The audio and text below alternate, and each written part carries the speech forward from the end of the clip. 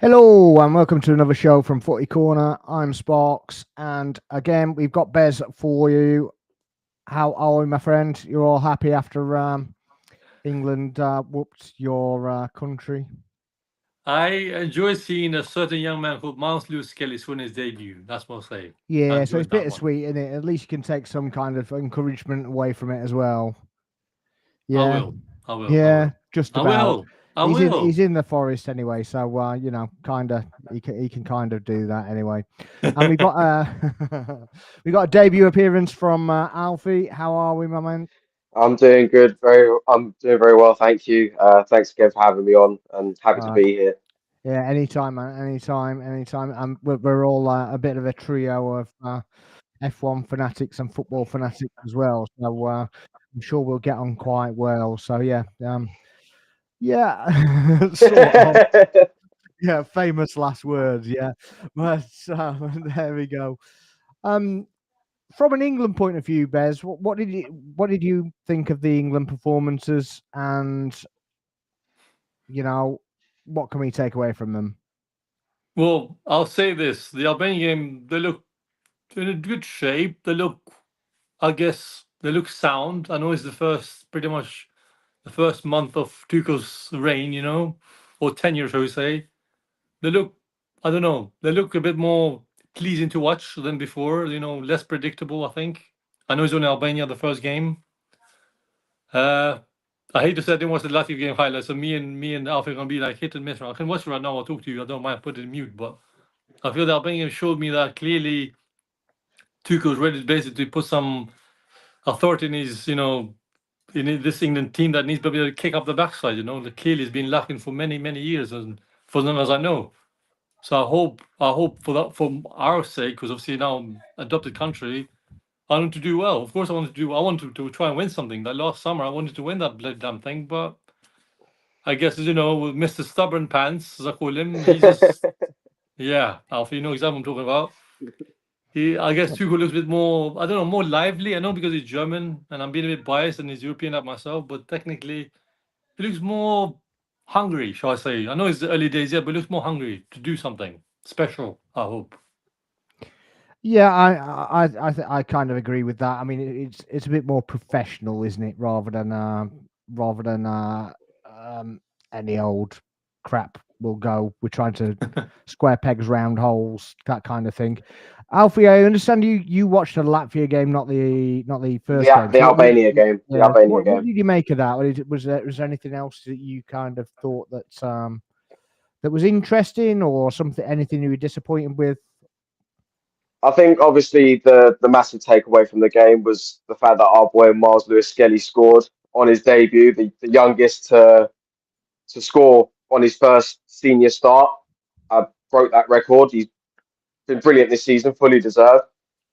Apart from that, there was a few hit and miss moments. So, but at the same time, I'm not really going to judge Thomas Tuchel off of those first couple of games because at the end of the day, bear in mind this is the first his first training camp with the country. He's not really had time to implement his style of play. But you could see it in patches in the Latvia game from what I saw from the highlights. The free kick against Reece by Reece James, obviously Lewis Skelly playing a part as well. Declan Rice getting 2 assists in the international cap on the international break. Sorry, um, and fair, like I've said, I'm not gonna just judge him off the first couple of games. But as soon as he starts getting his style of play across, that's when I might start to criticise and see, okay, maybe he's not really that different from Southgate. But I hope he proves me wrong. Yeah, I think he's a bit more pragmatic, and he's a bit more adaptable to situations. So when he plays the bigger teams, I think you'll see a bit more of adaptation and a bit more of trying to be a bit more creative with the actual formations um rather than just sticking to any kind of plan, scoring a goal, and then either parking the bus or just not really doing anything whatsoever. So Mm. yeah, I definitely think that Tuchel's a bit more like that, but I didn't see anything overly impressive. But obviously, I didn't expect to. He's obviously trying out players in different positions. I thought Foden on that right hand side definitely didn't work in the Albania game. Yeah, there's definitely work for him, but he's obviously got players out injured as well. So yeah, I think it's going to be a long time coming, and I think we kind of have to get to like the third international break before we actually see his kind of mantra. Would you agree with that? Yeah, I'd definitely agree. Obviously, it's not going to be a quick fix. Obviously, we were with Southgate since what 2016, 2017, so it's not going to be a quick thing to snap out of that straight away and snap out that style of play. And you could kind of see it in both of the games, but at the same time, there's hope. I know a lot of people are critical, saying, "Oh, it has to be an English manager managing England." I don't care. As long as the country's winning, I'm happy. Get whoever in, it doesn't matter. And they've done that by getting Tuchel in, who's a very, very good manager. And I'm excited to see where he can take this England team and how far he can take us. Yeah, I'd agree with that. And he's a bit less of the kind of yes man kind of lifestyle. Yeah. So he's gonna, if somebody says something that he doesn't agree with, he's gonna stick up for himself and stick up for the team, and I think that will happen quite a lot. And I think that's already been kind of pointed out with the Ben White thing, that the fact that he's called him up and had a discussion, and he's happy to come back in the fold. Bez, does that kind of fill you with confidence? Do you think that Ben White will get his chance to shine in the England shirt again, or do you not think that will happen? I hope he really does. I mean, as we know, because I just saw the highlights of the Latvia game while you guys were talking, in all respect. Basically, for me, Ben White is a real true professional.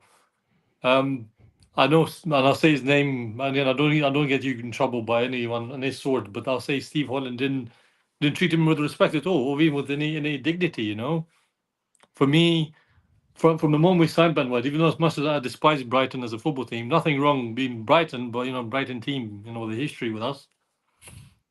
I see Ben White, went through a lot of adversity, joined the club. Oh, big fee for such a player, Then again, they picked for the World Cup in Qatar. Didn't help either. Then lost, I think last summer, wasn't it? For the Euros as well. That didn't help either. I was like, well, he's not the player then. Something's wrong with the team and in the management of the England team. I hate to use the word love more like, but something's wrong within this management. They can't control. Yeah, the network will let him down, didn't it? Really, because Yeah. obviously something went on, and he wasn't backed from any kind of situation, and I kind of think he went right up to the FA, and I think actually Tuchel's gone to the FA and gone, I just want him back. So I my personal opinion is that he specifically asked for him back. I really hope, honestly, because I think for me personally, as a big Ben White fan, as you know me, I do enjoy his playing ability as a footballer as well. I really hope Tuchel basically grabs his arm around his neck and say, "Man, I've got your back. You just play football, be you." And we saw last season how well played for us. As you know, I was there for the Chelsea game, and I'll say the example is how the fact he made Chelsea play look so ordinary. He's a right back, for God's sake, and he scored 2 goals. And then obviously he bullied Tuchel, as we know, to the maximum end. And I'm happy to see that. And hopefully this season we'll see more before the season ends, because I feel like he's got a lot more to give. And he does showcase it. He's passionate. He's a guy that's just appreciated well as a person. He's just down to earth. He's just himself. There's no fakery. There's no like this and that. All this drama. You see these certain footballers. Well, I don't want to say other ones in this list, but you know what I'm talking about. I, for one, do enjoy his charisma. But I meant to say from the get go, his charisma is just second to none. You see how he does so much even. His link up to Saka, you saw like last season, is just amazing. And then sadly, you know how it went last season. I don't want to dwell into it now, but I just thought that for me, he was one of our best players last season. Unfortunately, we didn't get the results we wanted near the end. But I think last season, had we not had him, I think at least the table would not justify our form, because I feel like near the end we came so bloody close, to win something with the right attitude that we had, but something was missing, and I felt like again this season we missed his presence. I mean, his presence is being missed, in my opinion. Yeah, do you agree with that, Alfie? Do you think his absence has been felt more than it's given credit for? 100%. I mean, you can, especially from an Arsenal perspective, you can see the difference in the way that we play at right back when we haven't got Ben White in the team. But don't get me wrong, Jurriën Timber gives us brilliant qualities in that position on the pitch. So the fact that he has come back, it does give Mikel Arteta a serious problem, not a bad problem, a very, very good problem as to who gets picked week in, week out for the team, which is going to make things interesting because they both deliver so many different things. And it'll be, but again, I agree with the fact that his presence has been missed. He's got that aura about him. I mean, the moment from last season where he was trying to undo Vicario's gloves in the North London derby, that is classic. But yeah, I'm glad he's back, and I'm glad that Tuchel's considering him again as well. Yeah, I agree. I think he's been a big miss at Arsenal, to be honest with you, and I think he can offer a lot in the England setup, and he has the same style of play as Walker does. So while we've missed White, obviously we've had Timber, but he does the inversion thing, and we've already got Lewis Skelly inverting as well, so it can become a little bit tight and a little bit claustrophobic in the midfield. I kind of feel that a lot of that space is kind of taken up by each other, and it kind of stems the flow a little bit, if you know what I mean. So I hope that that he comes back for both club and country, and I hope he doesn't get too much crap for it, because I've seen obviously some things towards Lewis Skelly and towards him, but obviously not as much towards him, apart from, obviously, you shouldn't be allowed to play because you had the audacity to call it out. And I mean, I don't really understand this, because if I have a boss at work and I don't like the boss, or even the customer, and I'm going to tell them, and if they're not kind of responsive to it, and we just keep continuing on and on and on, then I'm either not going to do the work for them anymore, or we're going to come to a different arrangement, because at the end of the day, it's not right, is it? But it's bullying, isn't it? It's basically that's what it stems towards. I swear to God, I was about to bring that up. I thought it'd be too much for me to even compare with my I work with customer service in Sparks, and I was about to bring that up. And I literally, not to bring my work into this world, but basically, and I'll say this, I had a meeting with my manager. She is even, nothing because she's a female, but because she's who she is. And I said to her, even because I gave her feedback, right? And she told me, why don't you give me a 10? I said, well, if I give you a 10, you need to earn it, my dear. I can't give you a 10. When you give when you meet and review with your manager? I hate you. Yeah. Do you know the review pages and such like? Yeah, they only gauge things on 10s. Yeah. And that's the problem. So you can't have any kind of standard anymore. It's either got to be 0 or 10. Well, I didn't give her a 10. Simple. I gave her a 9. Yeah, because 8.5 even. I did a job for somebody once, and it was a long time ago now, and they gave 8.5 on the scale of the standard, and done all the cleanliness and done all this, that, and the other. And I asked him, and I said, was there something wrong? And he said, no, I just, I have high standards. I don't give 10s. I was like, okay, fair enough. I just wanted to check, because, at the end of the day, yeah, it's going to mark me down, because you didn't give a 10, but you're like, yeah, I just don't give 10s. So, okay, fair enough. I guess, yeah. Yeah. Truth be told, but anyway, I told that more in private, like away from video, what I said, but I'll tell you more after as well for me to Yeah. away from this. But these things that they don't take into account people's higher standards, if you know what I mean. So Well, you even can't- emotions, even to be yourself, even you can't be yourself in the workplace anymore. I mean, yourself. You know what I mean? You can't be you. well, I mean, you can. It depends what version of you are, though, doesn't it? I mean, I'm not a I rebel. guess. I'm not a rebel. Even though I shaved again, Sparks. I'm not a rebel. I promise you that. I'm not a bad rebel. Oh dear. Yeah, right. Okay. Well, before we finish off with the England and international section, has anybody seen the overlap today, or the segment from the overlap? No, I haven't caught it.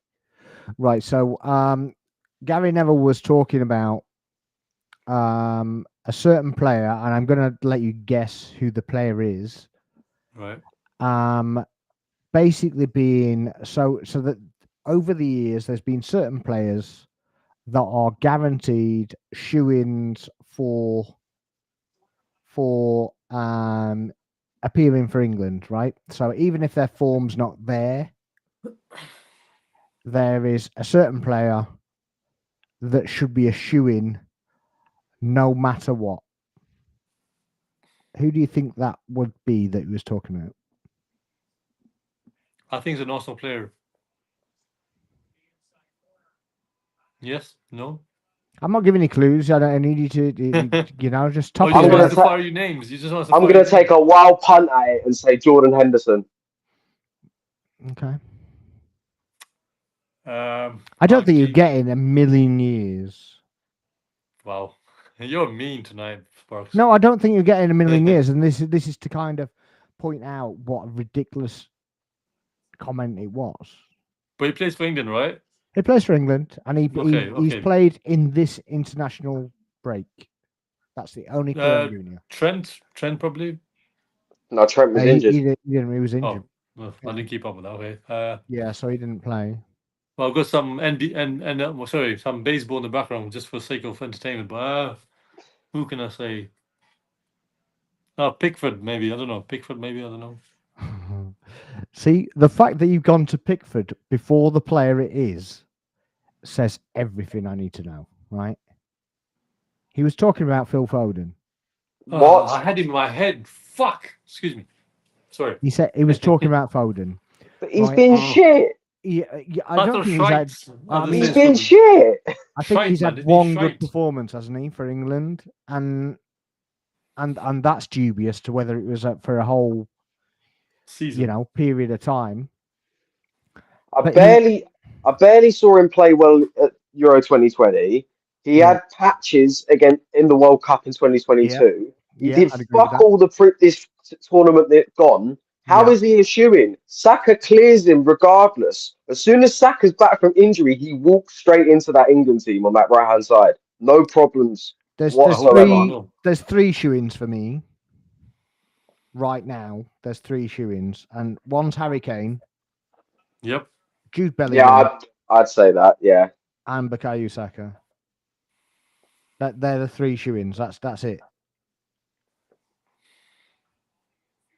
Can you think of anyone else? I think Pickford, because right now the England goalkeeping situation that's is very, very dire. It's very dire. I mean, you've got Pickford, Nick Pope at best. Apart from that, Ramsdale, he's fighting the relegation battle again. You got Henderson, haven't you? Dean Henderson. Oh, God. I reckon Henderson could do what Pickford does, surely. Can I ask you about Jack Butland is English, right?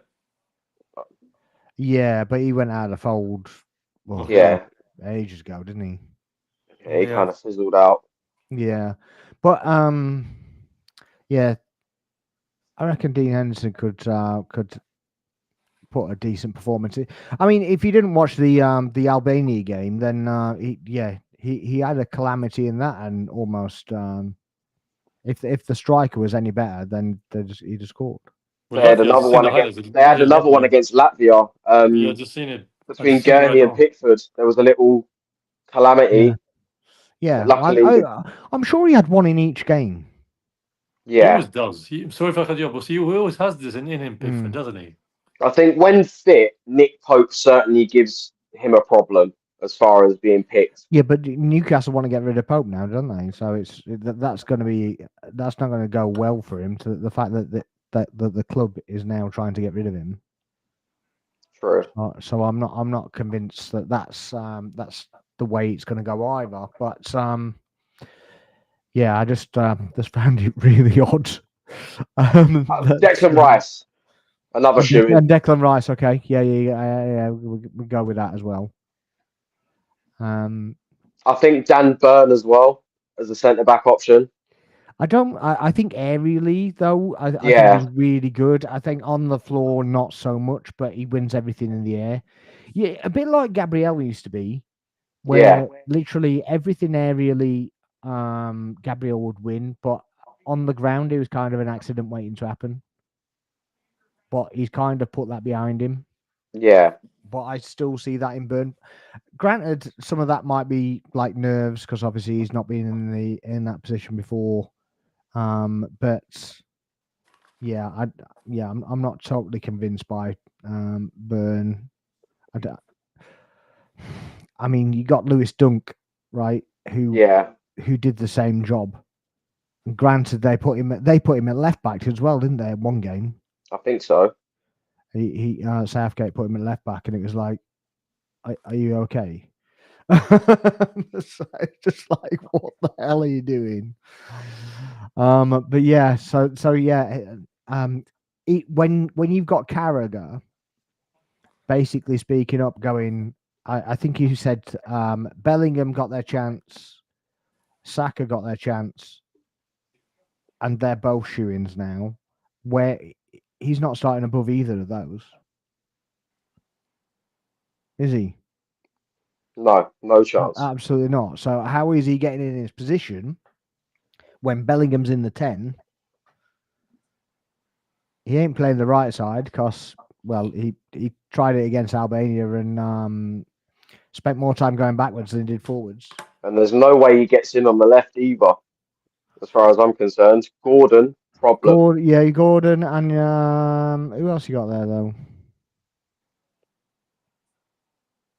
I'm lost with his England squad right now. Can't think of anyone on the top of my head. Eze, I'd probably say Eze. Okay, yeah, he came on sub actually. He was lively, really lively. But yeah, he scored, didn't he, in the Latvia game? Yeah. So yeah, that was South London boys. Yes, yeah, it was a nice goal. That was a really nice. Yeah, goal. very very good goal.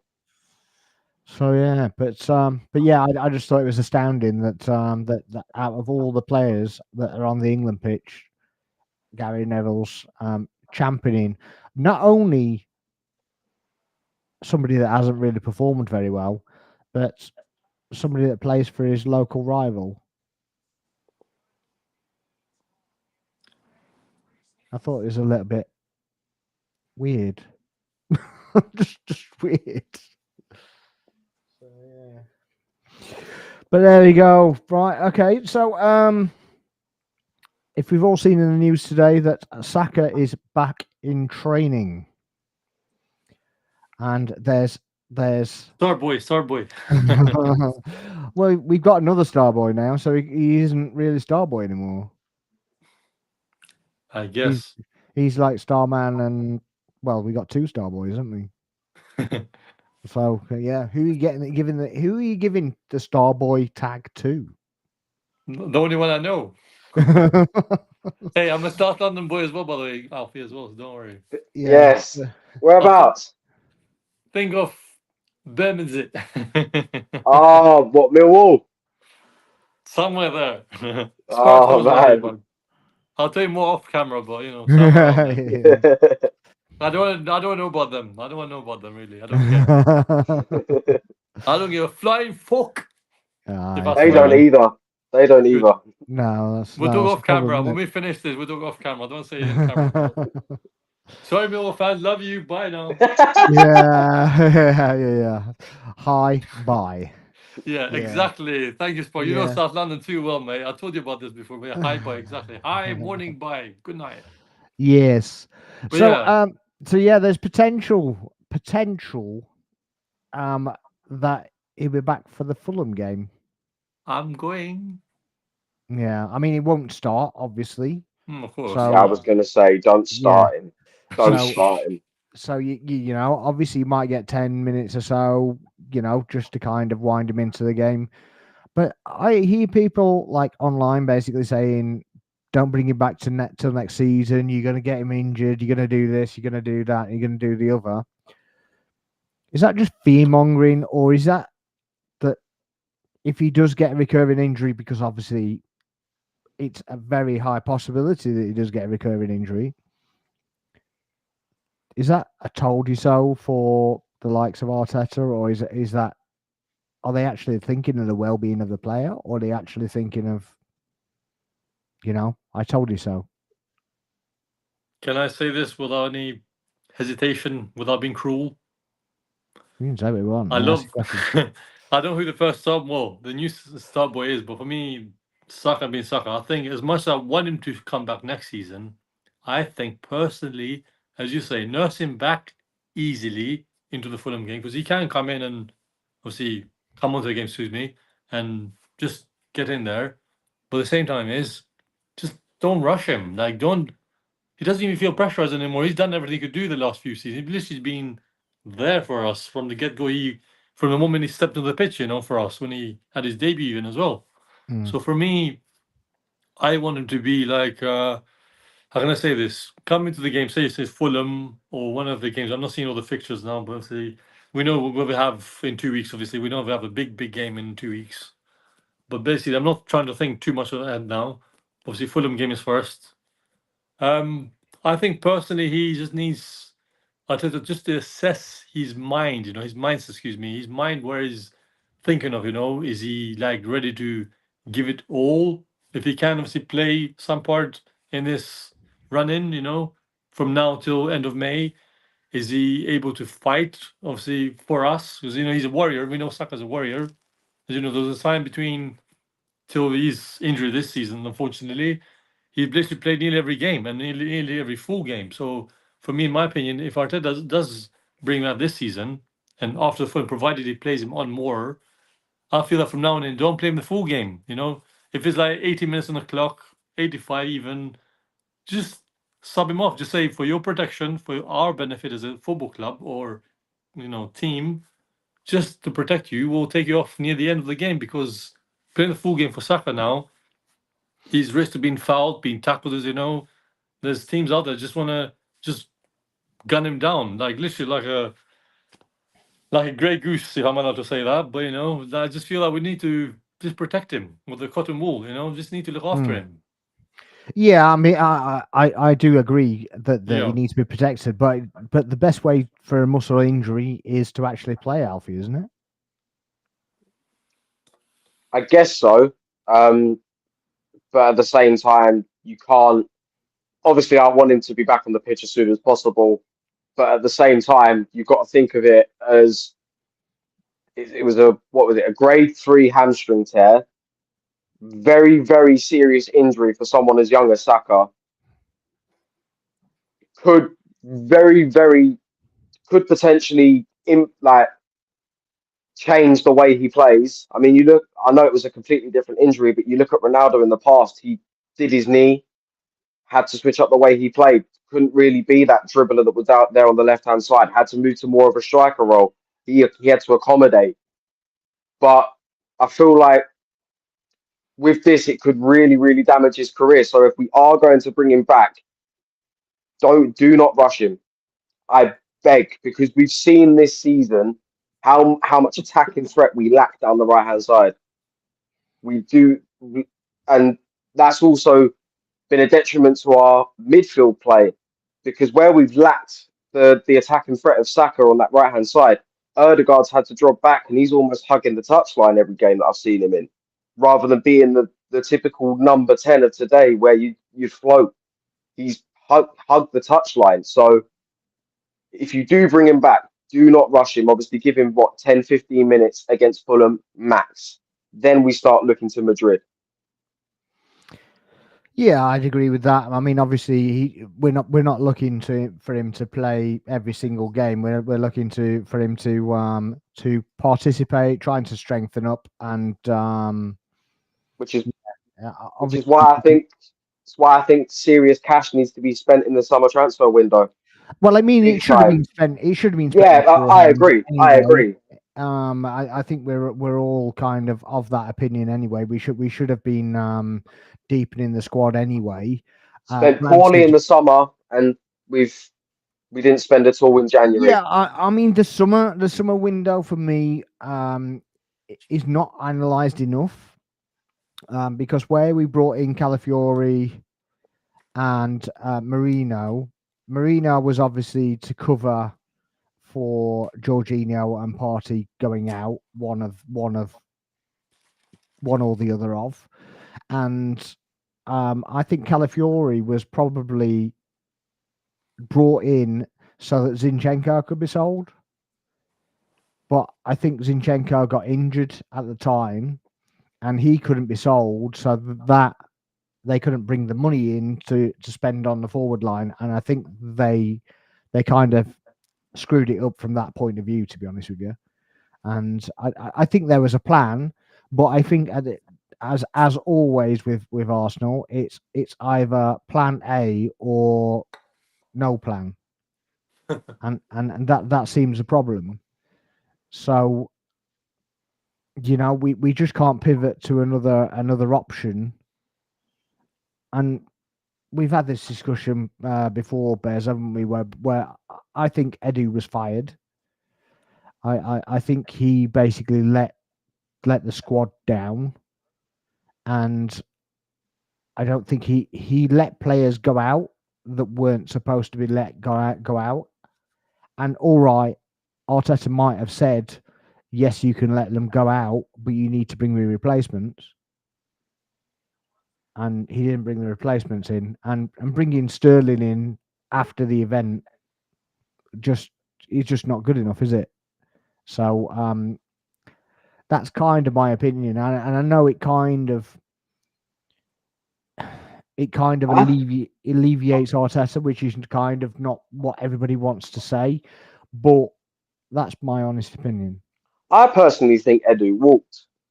I think he walked.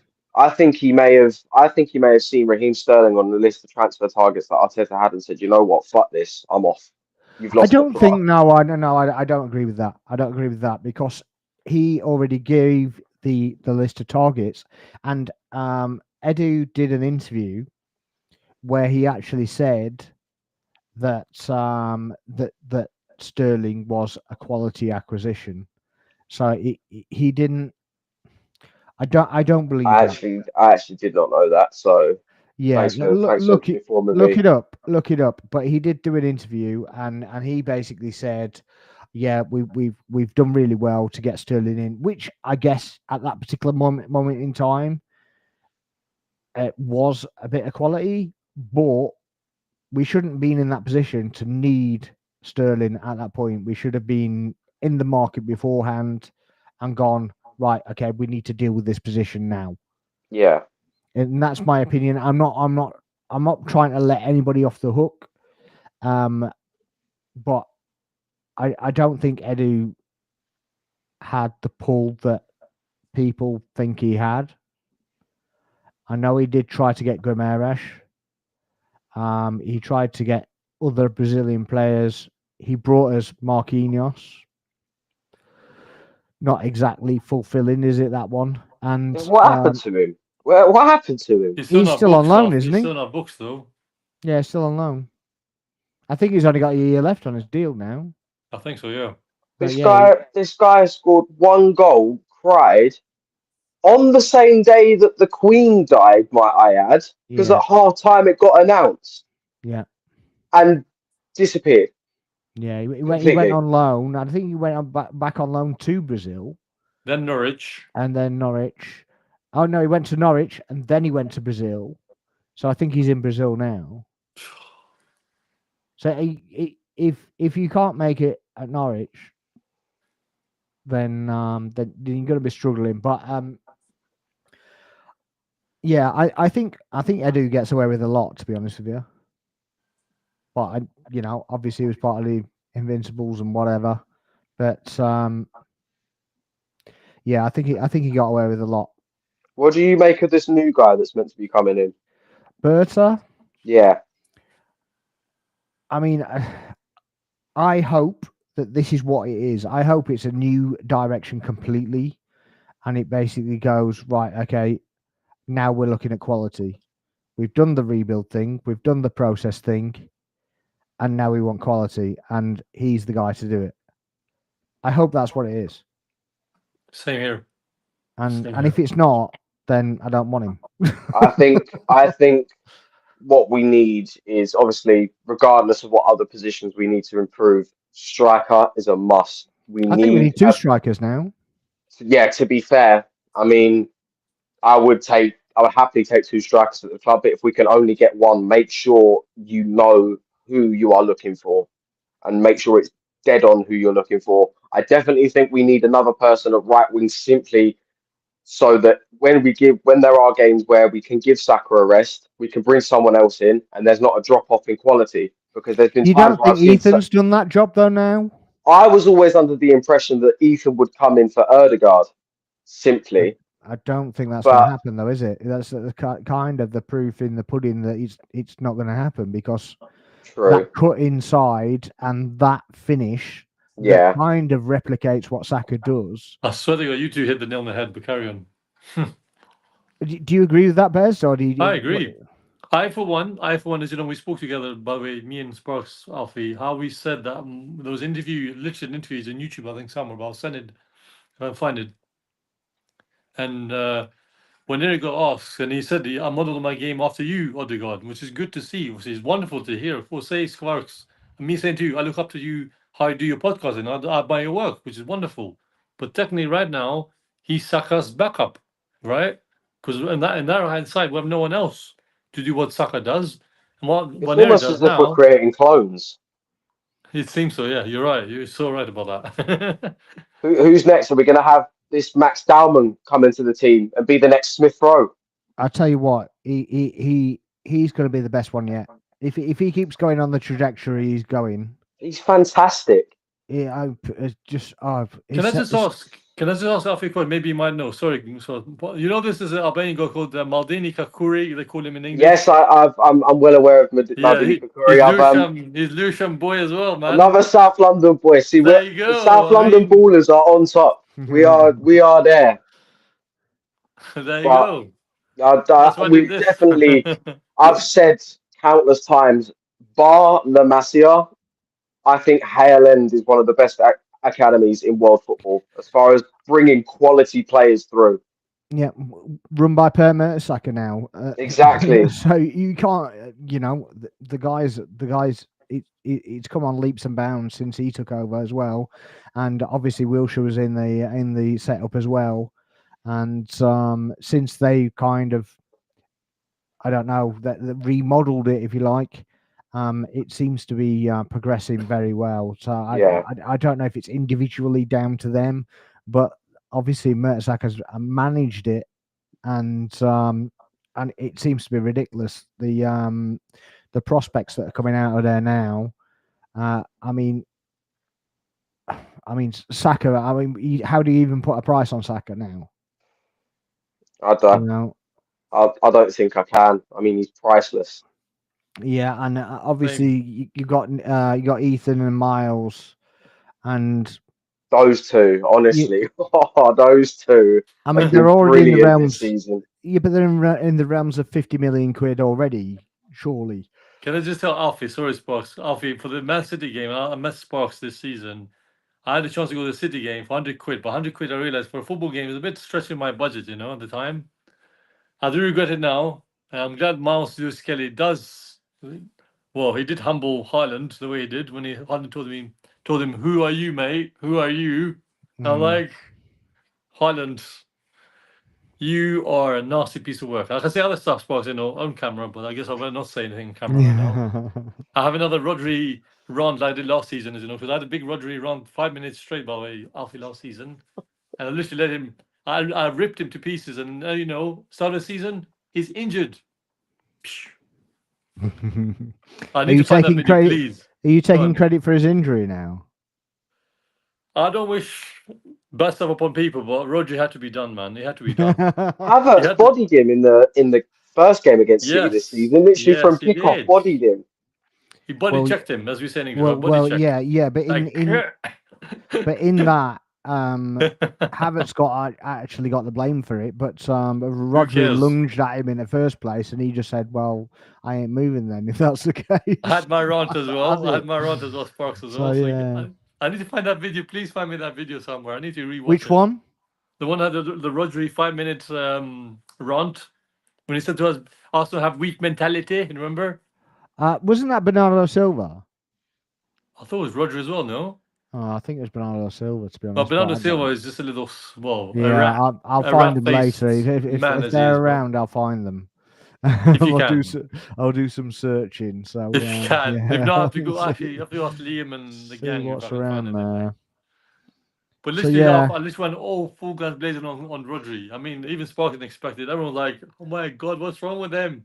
I mean, I wasn't doing this back what I'm doing now back then, but when we lost on New Year's Day in the 21-22 season to Man City and Rodri got the winner, I was fuming because mm, Gabriel got a red card in that game, wasn't deserved at all.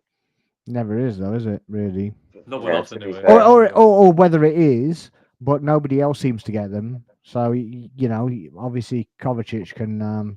Oh, Yeah. that last season, Kovacic. Oh my God, how he did not get sent Unreal, off is beyond me. unreal. But there we Michael go. Oliver again.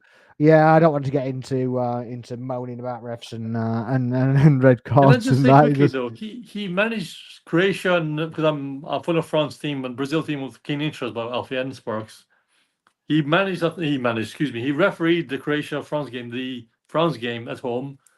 And like, man, he's always about him, isn't it? He's always about Michael Oliver. Everywhere he goes, he's always about Yeah, him. It's always all about you. It's all yeah, about you.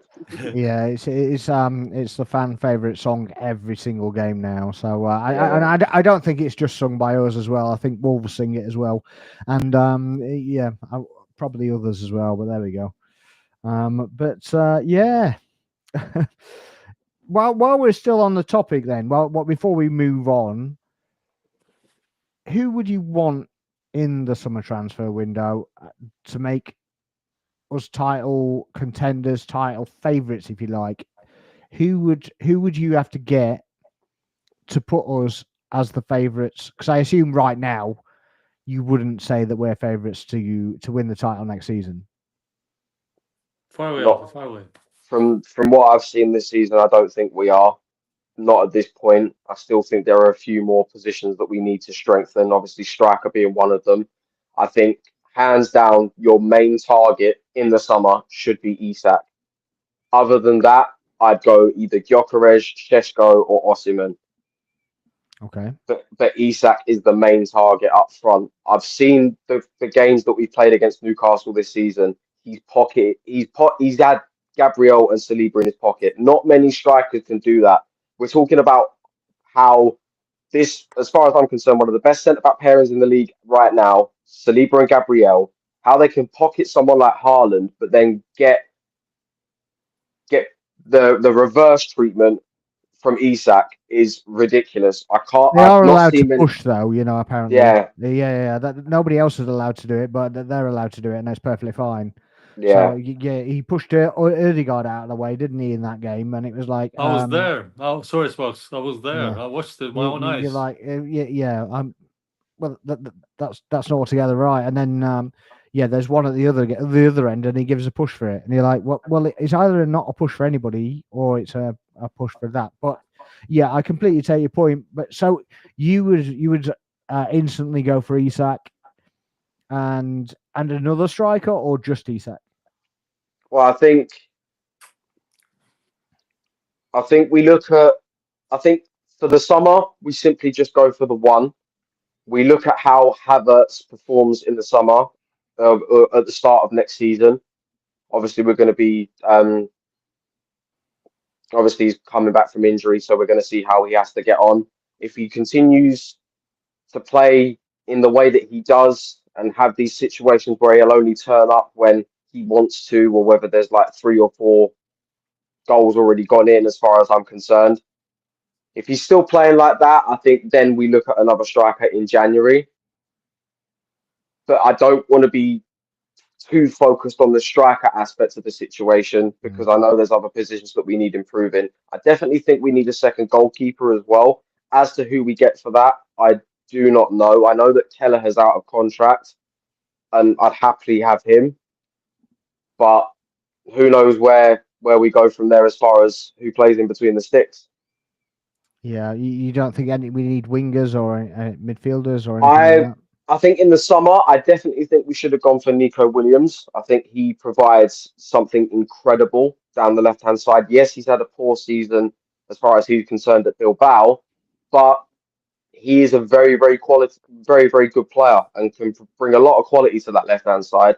Definitely give the likes of Martinelli and Trossard a problem.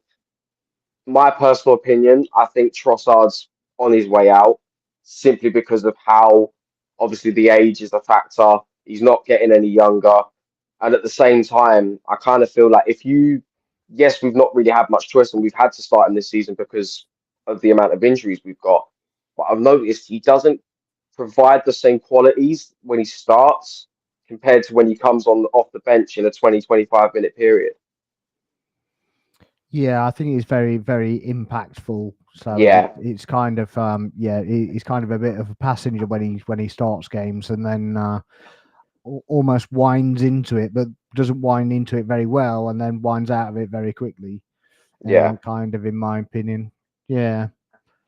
Would you agree with that, Bez, or would you bring in other players? What were your thoughts, mate? I'm on the same page as Alfie, and yourself included. I do think we need to prioritize striker, yes. Midfield, yes, might be a few. And as you know, we have that. Is it Zubamendi is in our radar, shall we say? I personally, before you carry on, Bez, I definitely think we should have. I think we should have got Zubamendi in the summer instead of Marino. I'm of the opinion that we went to Sociedad and came back with the wrong midfielder. I think we simply saw Mikel Arteta look at Mikel Marino scoring that winning goal against Germany in the Euros and was like, right, we'll get him done. He's got the same name as me as well, so that works out fine. But we should have been going for Zubamendi because Marino wasn't actually part of the midfield 3 that won Spain the Euros. He was a substitute player. So, but I definitely think we should have got Zubamendi. I'm almost certain we should get him now because I'm hearing reports that Jorginho and Partey are on the way out. So it would definitely be good to get someone like Zubamendi to come in for the midfield. Yeah. Go on, finish yours, Bez. Sorry about that, Bez. No, it's okay. It's okay. It's okay. I just want him to finish his before I go to mine, sort of thing. Hey, I stand corrected then. Okay, so fair enough. I mean, first and foremost, Mikel Marino was signed a week after my birthday, so I can't complain too much. I will say, before you go on to anything, apparently Mikel Marino is Martin Zubimendi's best mate. So okay. I think it may well have been a bit of a ploy. It's a kind of a double whammy kind of deal. Yeah, get one in the summer, get one next season. Yeah, take him. You can come back for him next season. Okay, but yeah, that's a theory, by the way. It's not a fact. But I do. It is exciting when you do imagine it, though. Like, imagine how well those two could link up in the midfield. But then again, who do you take out? I don't think Rice is droppable as far as this season's concerned. Yeah, but you don't have to play them in the same team anyway. They're in the same squad. It doesn't make any difference whether they're on the same team. Fair enough. And do you switch to a double pivot or that kind of system, and with somebody a bit more advanced? I don't think necessarily Marino would start with him. I think he's going to be more a bench player when you get like a Zubamendi if it happens.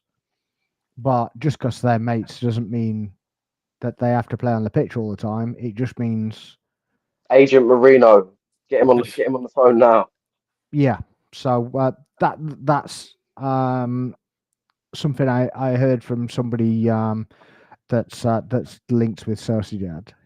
So is this a quick one? Not an then? agent, as in a fan of.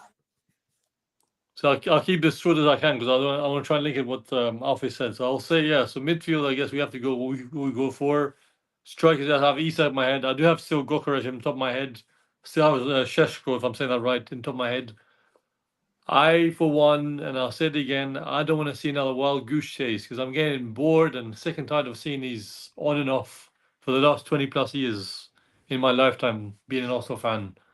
I feel like there's times out there, do what Ferrari did to, Mercedes. If you want someone, go get him, like they did with Lewis Hamilton. Just go get him. Like, what are you waiting for, Of course, now we know, and I'll keep this, concrete if I can. I, for one, I do like Kelleher as well, by the way, Alfie. I do like him very much. He's got good physique. Yes, he's Irish. He seems very calm on that box, which is good to see, There's times we'll see as well. I mean, my view as well, and I'll say this, because I didn't mention before, Sparks. I love Wright to pieces. But there's times he just leaves his box. He thinks he's an outfield player. I think, man, stand back behind your line. But isn't that what goalkeepers are all these days, though, isn't it? It's kind of where they are. Okay, not to sound argumentative, but he's no Manuel Neuer, my friend. I was there for the Villa game, Premier League. I was there for the League Cup Newcastle. But Edison does it, and he's all right. Pardon? Edison does it, he's all right. Well, Edison is Brazilian now. Come on, different story now. Come on, my friend. I mean, think about it. Maybe. Okay, I'll take Alisson then. I'll take Alisson all day long. Yeah. I'll take Alisson if you want. What do I want to say quickly? Too late for that. I know. That certain red team across the the Merseyside River. Yeah. I don't want to say their name. I don't want to say their name, please. But that red side. Well, team, actually, we can go on to that in a minute. But yeah, Okay. that's only because we're putting it down. But yeah, fine. I'll leave this at that. That's all I'll say. Alfie said enough for me. I'm happy. Ralphie. Sorry, a friend called Ralph as well, Alfie. So that's what confused there. No problem, yeah, man. you said that for me enough. I agree with you both. So I have nothing to add too much. Yeah, I mean, all I don't want to do is get a B striker. I want somebody here and now. So if we don't get an Isak, then I still think Osimhen could do a job, and he's still a good profile. Yeah. Lookman is not bad shot, but Lookman, we know about Lookman. He's failed in the Premier League team. So. I'd take Lookman. I'd happily take Lookman in this team. Yeah. If by a stretch that we do get Nico Williams, if we get Williams, then I definitely think that there was other reasons that we didn't get players last summer. I think you look at either like the option with Isak as your main target and then having Osimhen, Gyökeres, Šeško as the backups. Yeah. I think you look at the left wing, you look at Nico Williams being the main target. Yeah. And then you probably go for Lookman. Yeah, but if what I'm saying is he had the release clause then, he still has the release clause now. So if that actually happens, then we were hamstrung by something else. There was something else going on, in my opinion. I just think that that's a telltale sign because it was already there. So why didn't we? Is that where the finger starts getting pointed at Edu? Yeah. Yeah. He's to blame though. I'll say this, sorry, Alfie, but I used to blame Edu because if he's a director of football as he was, surely you have a scout who does the job for you. Yes, we had. I definitely agree. Like I've said this a couple of times now. We're meant to be a team that's challenging for the league title year in, year out, yet we're still buying players as if we're fighting for 8th place. But this is the problem for me with the likes of Jesus and Zinchenko and whatever, and they were level raisers, but they weren't bar raisers. So they basically brought us into the playing field, but they didn't take us into the next level. And what we should have been doing the whole time is basically building the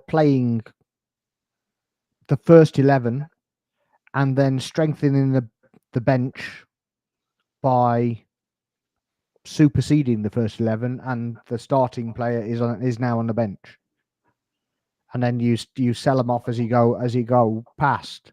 Yeah. And but obviously that's what happened with the likes of Jesus and Zinchenko, and while ever Jesus is injured, you're not selling him, and you got 250 grand a week on the wage bill, where we've cut the squad down to such a level that if we have him injured and he's not scoring, he's not playing, whatever, we're not going to get a replacement for him either.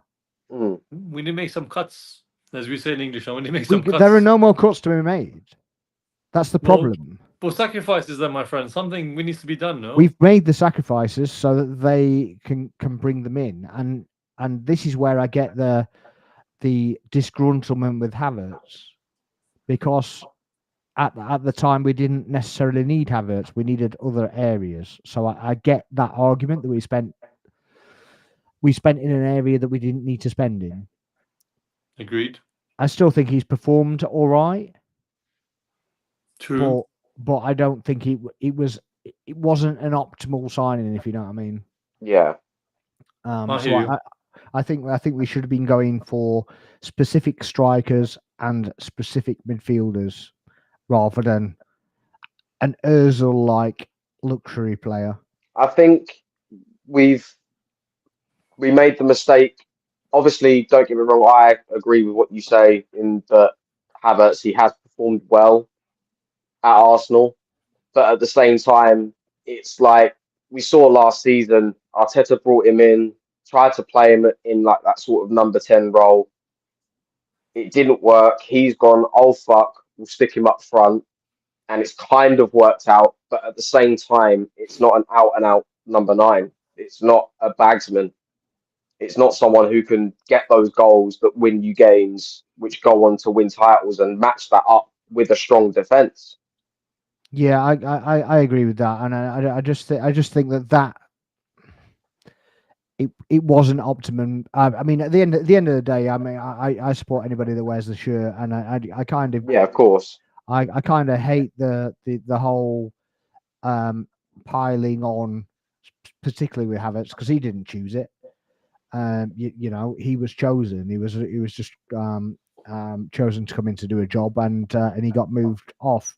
And I still don't believe that he gets the credit for the amount of work he does, because he kind of plays 3 positions pretty much every game, and he's great at hold up play and whatever. But I want my striker. If my striker's there, I want to be able to 9 times out of 10, I want him to put the ball in the back of the net, and that's pretty much it.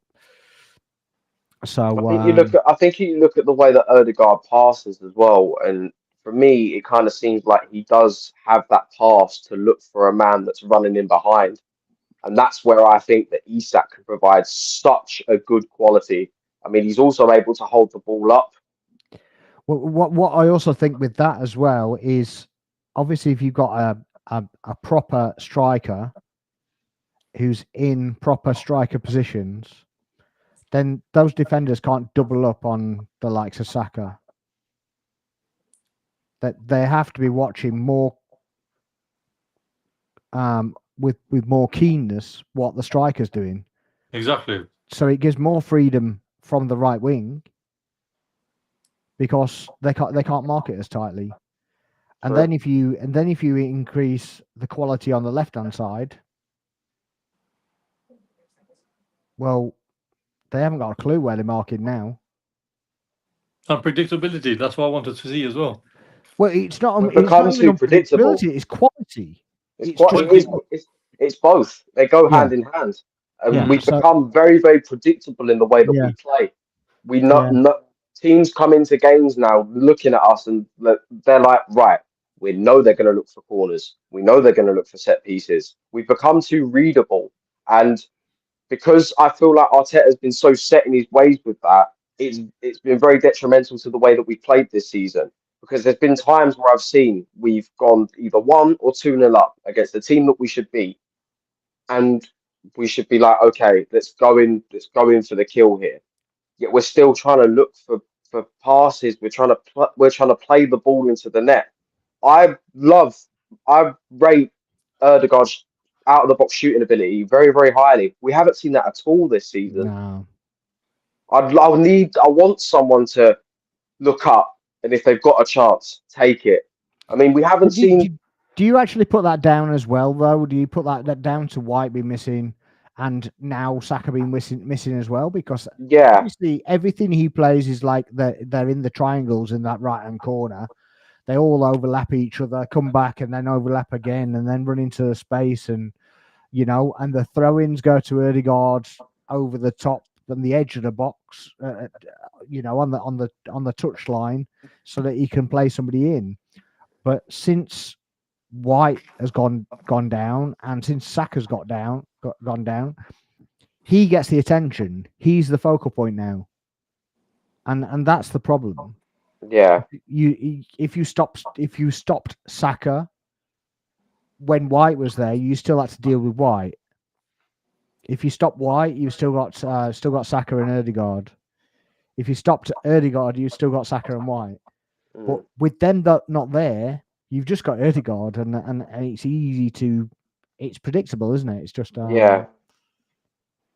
So yeah, I think he's lost a lot of confidence, but I think he's got a lot more attention on him purely because there is no Ben White or Bukayo Saka to. I also think he's very, very reactive in the way that he coaches, not very proactive. I've seen that he has the tendency to make substitutions after the mistakes have already happened. I mean, look at the Aston Villa game, the one that we've recently had, went 2-0 up and bottled a 2-0 lead. We didn't bring on a sub until there was 10 minutes to go. Yeah, I still have nightmares about that, to be honest. It's yeah, disgusting performance anyway. I have nightmares about Villa last season. Oh. Yeah, Villa away last season is a bit of a yeah. Villa at home as well last season was tough to watch. That was the goal that was ruled out for handball, where the where the ref could apparently see through 5 players. So yeah, so that wasn't great for me, to be honest. But yeah, but yeah, we obviously need to get the players back, but we need to invest in a bit of depth so we can actually rotate around. And I hope we get everybody that we kind of want. But I've got a funny feeling with the likes of Jesus, who can't be sold because he's not back. I've got a funny feeling we're not going to do that. But I hope to God we do. But a controversial one, I'd actually bring back Vieira as well. I for one love Vieira, but he just needs to be more physically fit to be playing his league. Yeah, I kind of get that, but Zubimendi not much bigger than him, and he can do a lot more with the ball. Yeah, but I mean, the way he plays, and then we'll see. I think after you said it, I think we need to see more players as well to shoot from distance. A lot of people now get to shoot from distance. Just shoot away. If you have the chance, just take the chance. It's just not the Arsenal way, though, is it? I mean, you remember when Rosicky came to Arsenal? Yeah, and he used to bang them top corner. I remember. These first against Hamburg was in Hamburg 2006 when Henry was injured. I think literally just bang it, and he just curl in top corner. And after like 2 months, he never did it again. I mean, he did do it again. He did kind of do it in the North London derby in 13-14. The one at White Hart Lane, smacked it after 5 minutes. But quite sporadic, right? So it wasn't a rule, was it? It wasn't done as a kind of, a routine thing that you could expect somebody to bang one top corner. It was an odd moment when it happened. But, yeah.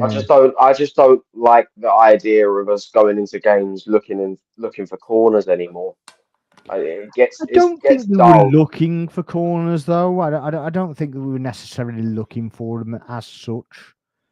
Well, what free Maybe- kicks though? Free kicks lately as well. I don't see many free kicks from us being tucked Yeah, but in. we haven't. as well. Have we got actually got anybody that scores free kicks? I mean, that's the problem. Well, We Saka don't- can, Saka no can, Odegaard kinda can, Rice can as well, dude. What happened? Well, why is Rice not taking our free kicks? That's what I'm getting to as well. Why is not he taking them? I don't know why Rice isn't. I mean, it's not as if Erdegaard's been prolific, is it? Nope.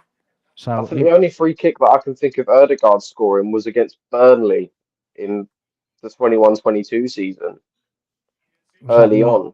Was that when I we think I remember played that as well, 5-0 when or he- something? That was after the first three games we'd lost all of them Hmm. Oh, at the yeah. bottom of the league. The second game after that, because we played Norwich after we lost the first three, then played Burnley, and then slapped up Spurs at White Hart Lane. No, at home, 3-0 after Yeah. 30 minutes. I was buzzing. Yeah, I mean that's not an Arsenal thing either, is it? To be scoring that early on, so that's they always have to put us through the ringer, you know, for at least 45 minutes, 50 minutes before we feel relaxed. But yeah, something else I want to touch on anyway was a certain right back that's leaving a certain club that we've already mentioned. You've seen a bit of a meltdown on me. I have. It's an understatement. That's an understatement. Yeah, I mean, when the news first come out, and I was watching a couple of streams and whatever, and I was just watching it and just like, these are remarkably calm. I mean, this is not the Liverpool fans that I know, and it was like, surely, you know, this isn't the way it's going to be, and they've got all this thing, and then I kind of got people saying, well, you know, they've been worked into it. They kind of knew it was coming, and this, that, and the other. And it turned out it was just a volcano waiting to erupt. Well, he's done this a few times, hasn't he? Sorry, when he talks, when he goes off the pitch. Well, it actually turned out he was doing that to Liverpool fans. Yes, I saw that last night before bedtime. I know. Like, can you imagine that? Like, wow. Yeah, it turns I out. just, I just think it's hilarious the fact that I think it was 2 or 3 years ago. I'm pretty sure he was linked with Real Madrid and then moved to Real Madrid, and he was asked about it, and he turned around and said, "Well, they can buy me on FIFA." And now 2, 3 years later, he is joining them. I'm sure on a free deal. That's got to hurt. It has got hurt, yeah. And the only real way that they can feel better about it is that they're coming back. They're coming for Saliba from Arsenal, and you're like, even if they are, that's not happened. So it's not factual, is it? What is factual is you're losing your player to Real Madrid Your local boy, for basically. nothing. Your local boy. And I mean, I don't know what kind of meltdowns you've seen, but I've seen so many where they're just literally losing the plot, shouting down microphones and stuff like that. It's just like, I'm pretty sure a couple of Spurs fans were pissed when Bale went again to Madrid. but you kind of expect that, don't you? Yeah, I did. I mean, this has kind of got to the point where the Liverpool support aren't enjoying winning the league anymore because they're losing Trent. Or that's a bit. I mean, that's a bit too dramatic from Liverpool fans, as far as I'm concerned. I mean, yes, you're losing a player, but you're still winning a trophy. And the Premier League after all. Exactly. It's a bit of a madness. I have to say it's an absolute madness. Seeing people, fans burning Trent shirts. I saw that guy. Did you see that guy who's obviously doing it on Twitter? My mind instantly went back to when Gerrard almost joined Chelsea. Yeah. And they were burning his shirt. Yeah. And then he didn't. And then he scored on goal. He scored on goal against Chelsea in the League Cup final. Yes. Yeah. I was only 14, so madness. 15 at the time. He did it twice.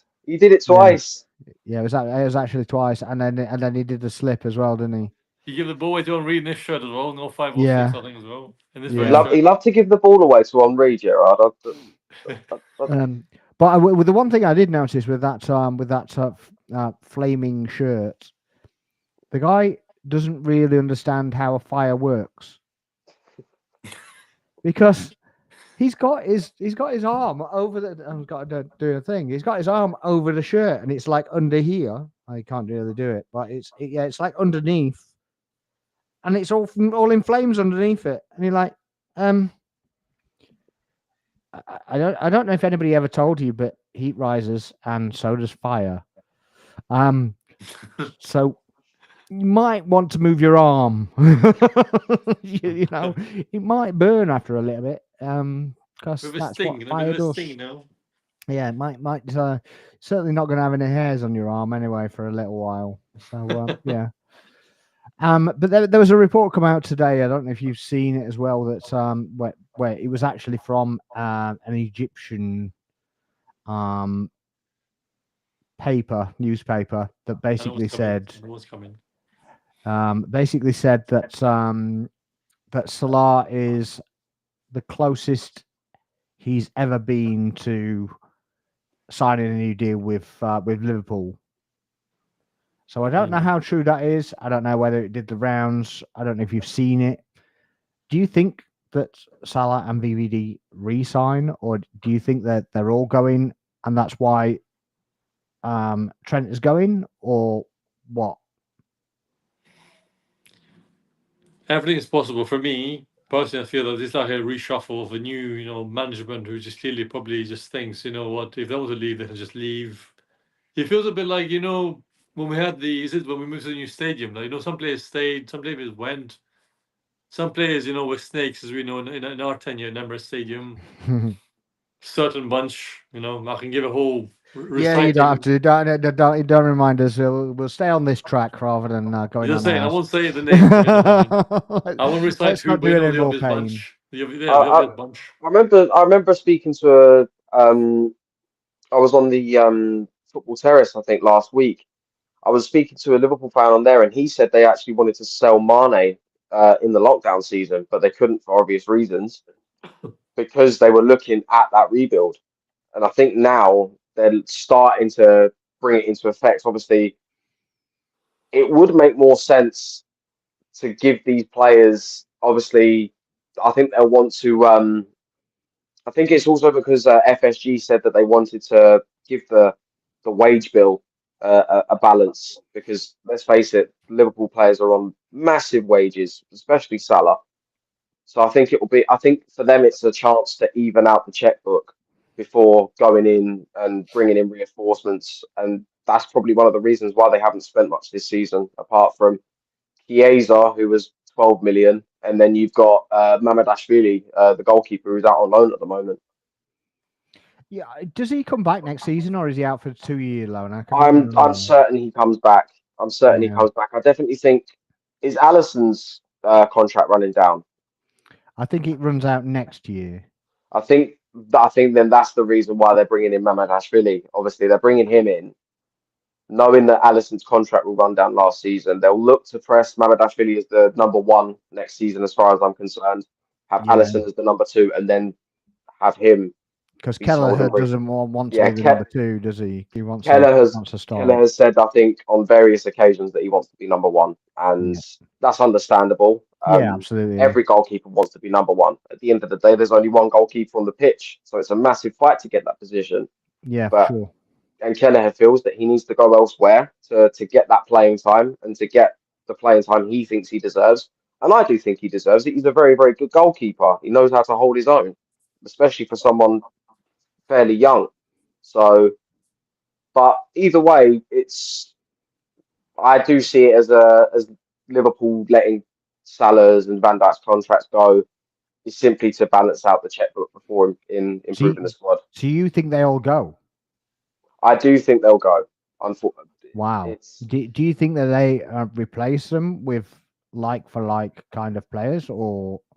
I think you certainly need to look at the situation. Obviously, I feel like the couple of seasons that Konate's had alongside Van Dijk has given him some valuable experience.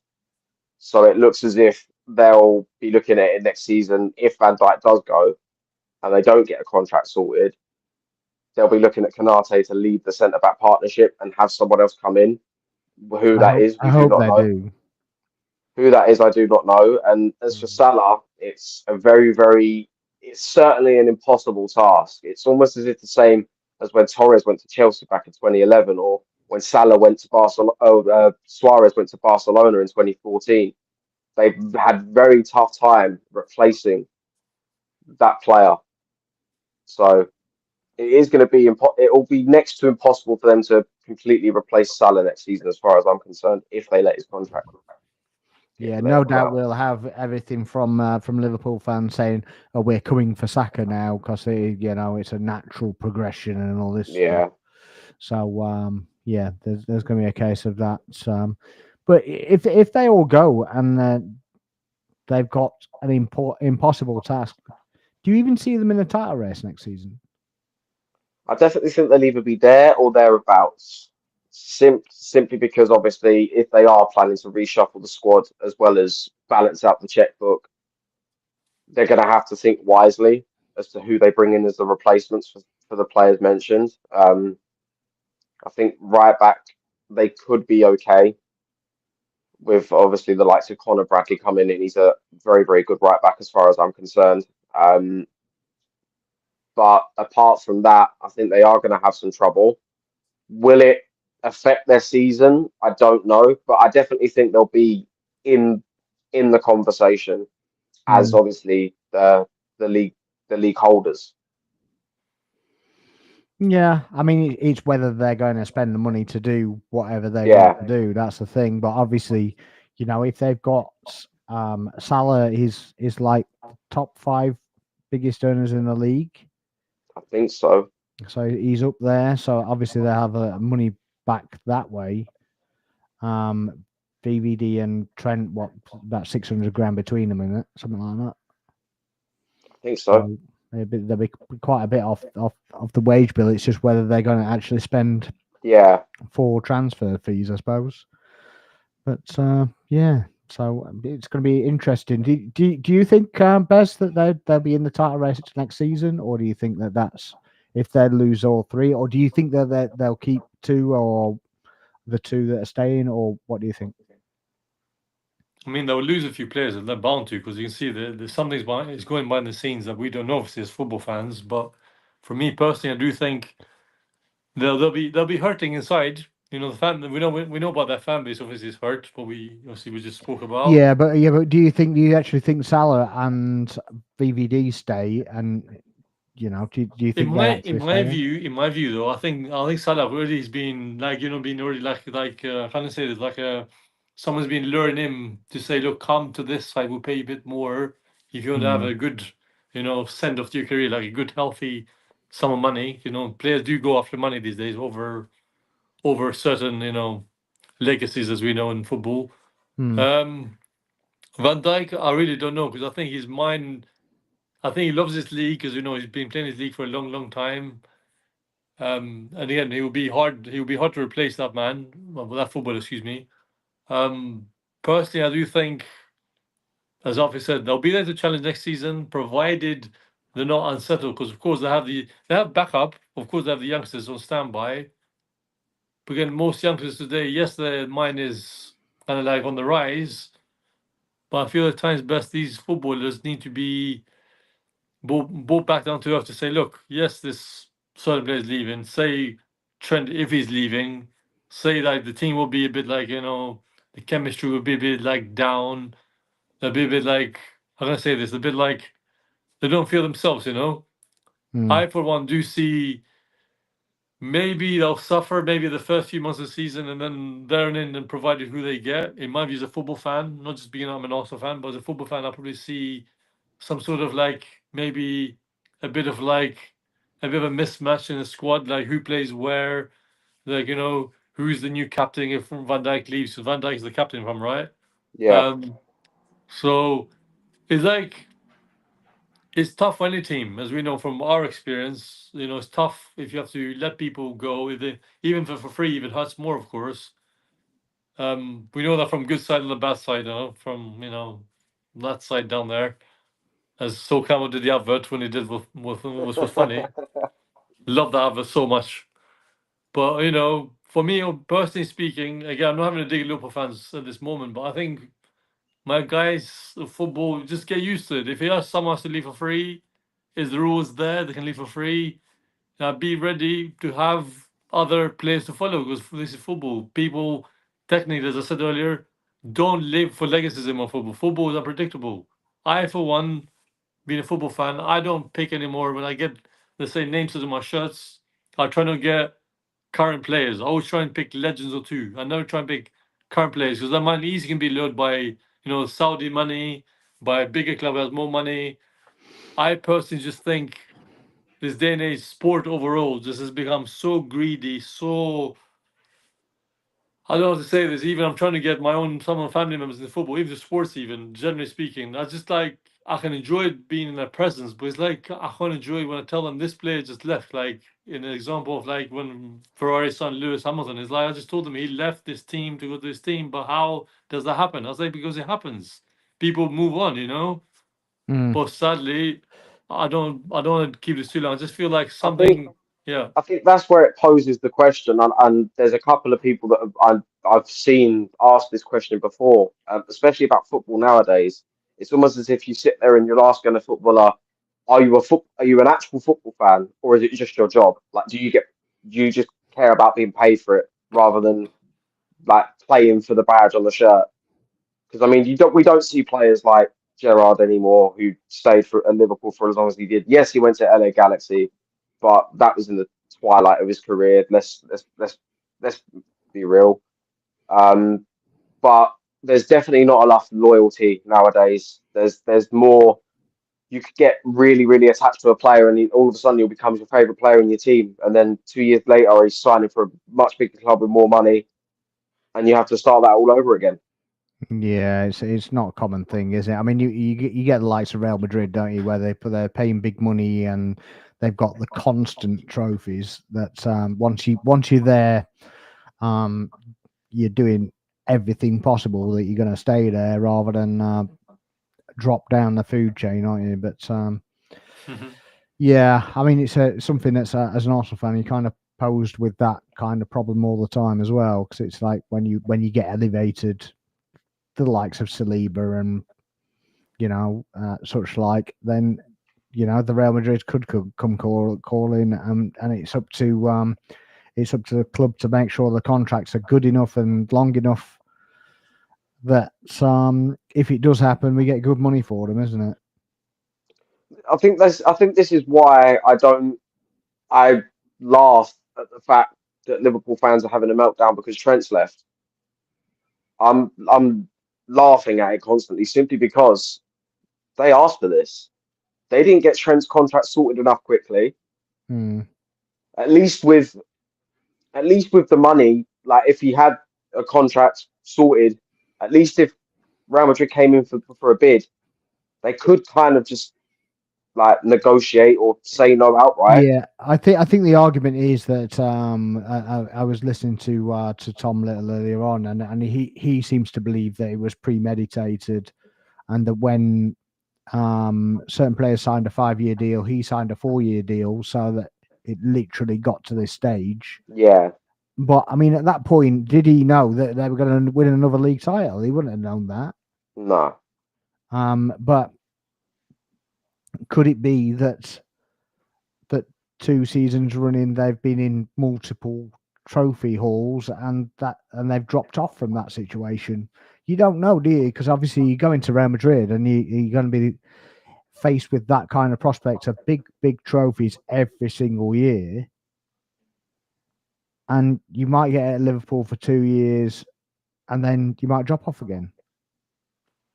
So you can kind of see it both ways, but yeah, either way, the meltdown has been hilarious. I can't actually lie. But yeah, just before we finish, I just wanted to tell you another little fact that I kind of came across today. I don't know if you've seen it as well, but 4 Madrid players are under investigation by the ethics. There's an ethics committee apparently for their celebration against Atletico Madrid. It was a bit over the top. So one was doing the cutthroat, one was doing playing with tackle, let's say. Just crazy. I know that someone threw a bottle at Bellingham and he or a glass at Bellingham and he tried to mimic headering it. Yeah. But I do think their celebration was a bit over the top. I know that they left the actual bench in a state, bottles everywhere. Oh, did they? I didn't even see this, to be honest. So yeah, they left it in a state. It was disgusting. There was bottles everywhere. There was even a plate where Carlo Ancelotti had all these bubble gum that he chewed. I mean, Wow. you can't go off like that, can you? I mean, and I know the thing that's Ancelotti was kicking off, wasn't he? Because it was like 2 games within 3 days or whatever it was. And I was like, well, yeah, we do that. How many times did we do that between December and February? And January, yeah. I was about to say, sorry you said it, but yeah, January was a big deal for me. It was crazy. We were like having game after game after game. It's like everybody else, including Liverpool, seemed to be getting breaks, and and we got nothing. So yeah, I mean, I even got annoyed with the Everton one that was cancelled because it was too windy. well, it was too windy, but but they could have played it the next day. True. Well, they could have played it later because the actual wind was dropping anyway later on in the day. But because it was on TV and the TV rights don't want to lose the rights to it, and they wouldn't be able to show it, they obviously went, oh, it's got to be rescheduled, and it basically gave Everton a week to work on that, whatever that was we played. They basically turned it to Leicester that game. And they played that for three games, 3 consecutive games, but that was because they had a week off. So I wasn't overly impressed with that, but there you go. I think we covered everything. Oh, actually, before we do anything, it's the FA Cup is this weekend. Obviously, the quarterfinals. Who would you want to win it? Crystal Palace. Yeah, I can go with that. Bournemouth. I can go with that. Controversial, Alfie. Although you go South London, but anyway. I mean, I'm pretty much I'd go with any of those, including Fulham. I'd put Fulham in there as well. Yeah, I wouldn't mind. I'm of the opinion that whoever wins at the Vitality between City and Bournemouth will go on to the final and potentially win it. I don't think you can look at. I'm 100%. I'm sure that I don't think Preston will win it. But then again, we could say the magic of the FA Cup. Anything can happen. Yeah, but I'd be made up if that happened as well. It would be brilliant. It'd be brilliant to see Bournemouth in European football as well. Because if you win the FA Cup, you get Europa League. So that would be brilliant. Yeah, that little stadium in Europe. I tell you, well, they're building a new stadium anyway. But I heard it was only a 24,000 seater stadium, and I think that if it got in Europe, it would have to be bigger because I don't think they can do it that small for Europe. I don't think. I think if it's an existing stadium, you can. But if you're rebuilding, then I think it has to accommodate a certain number. Yeah, I think Fulham. Yeah, I think Fulham as well would be another team that I'd like to see win. Yeah, I quite like Fulham, to be honest. I mean, albeit that they've put the prices through the absolute roof, haven't they? Since they've redone certain areas of the stadium. But I think he's done that on purpose because I think he's looking to rebuild a stadium as well. I was just saying, I won't mind a certain Justin Kluivert in our books one day if it's true. I wouldn't mind that actually, to be honest. I do like him. I do like him very much. Yeah, I mean, he can take a penalty anyway, can't he? And I'm looking at the 2 centre backs, Huijsen and Sabani. Huijsen. Yeah, I think Huijsen's going Real Madrid, though, isn't he? Hope not. I'd have him. You want him to? No, but I'd have him as a backup. but he goes there, then they're not coming for Saliba, are they? Good point. Good point. Good point. Sparks So- on fire tonight, man. So we go like that. Yeah. I'll pay for your cab. I'll pay for the drinks. I'll pay for the drinks. Not a problem. Off you pop. I'll get the food. Yeah. Saliba's good to safe me. for another few Take years. Hoist and Nando's. Taking Nando's. I'll bring you some raki. You know what raki is, Alfie? No. It's similar to ouzo.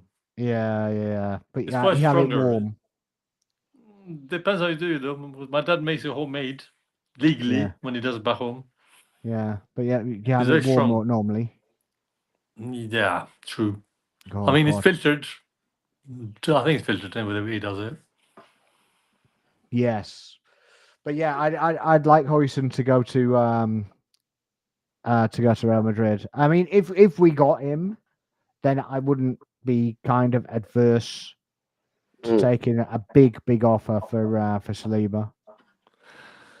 But I don't want that ever to happen. But No, of course not. if you're looking at scenarios that I kind of be okay with, then that's kind of it, I guess. Yeah. So yeah. But we'll watch his space with the Real Madrid thing. But I don't think anything will happen to you. Everything's possible in football. But Anything is possible. But I think it's Mbappe.